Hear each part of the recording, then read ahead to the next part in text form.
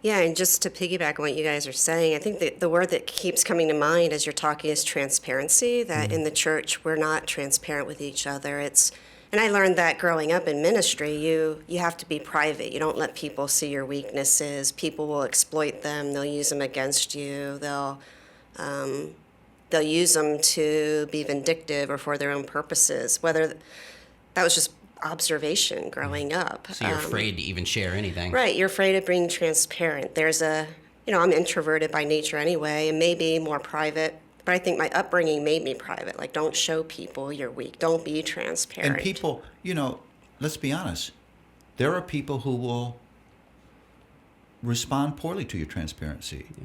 They will use Yep. that. Well, they'll exploit it. They'll They will actually do that. exploit it. Yeah. But God's way is still the best way. Yeah. Mm-hmm. But that's a painful. I mean, that's where you Sure. are dying to yourself. And even to this day, so from being young to even how we live our life today, Greg and I have struggled with that. What does it look like to say, we're an open book, our story, we're not going to hide, we're going to live openly, we're going to be transparent. But it's come at a cost. It's come at criticism and people having hard things to say or misjudging us or maybe even judging us accurately. But I think that's at large what's wrong in the church. People go to church, they put on their best appearance. They're afraid to be honest about their struggles in their home or their marriages or with their children. And we have social media that exploits everybody's got to look okay, and nobody's transparent with each other. I had a friend who got up in front of a church as an older woman, and she talked about some sexual abuse that happened in her life. And she was very vulnerable and transparent. And she had some people come up to her and say, thank you so much. But she also had an older woman come up to her and say, I just want you to know that you glorified Satan this morning. And so she was obviously, really damaged by that.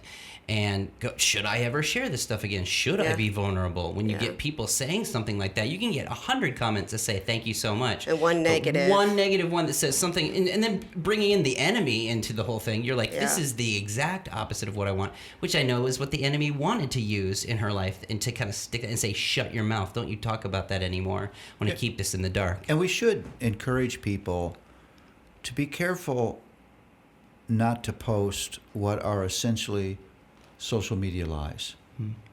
What do you mean? Well, so you Because most of social media is a lie. you go out for a family picnic, and it's just a mess. Your husband and wife are arguing on the way there.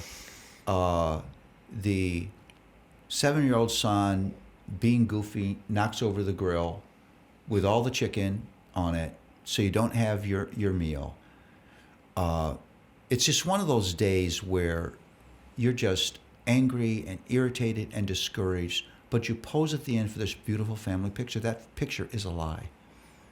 And I want to say this to people. It hurts other families because they think, if only I could have that family. Impossible stuff. I'm not enough. Maybe that day, if you want to take a nice family picture, you can do that. But maybe that day it'd be best not to post that picture, because that is not an accurate picture of who you are as a family. Or maybe you post a picture and say, I wish our day as a family It would have looked like this. would have looked like the picture, but it didn't. Even that will encourage people. Yeah, of course. It's one sentence.